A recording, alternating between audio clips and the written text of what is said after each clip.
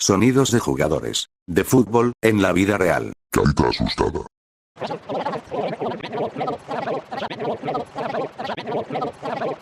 Queríamos pasar por lo que se vio en el partido, quizás no hicimos un gran partido, pero jugamos como lo teníamos que jugar. Y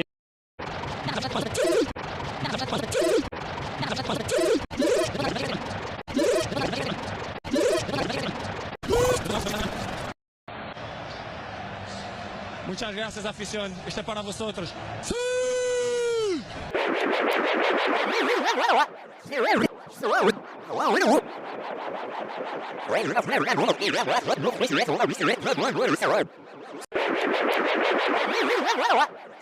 Partido de la temporada, acabamos de volver de vacaciones, pero es positivo. Vamos a seguir mejorando y vamos para adelante.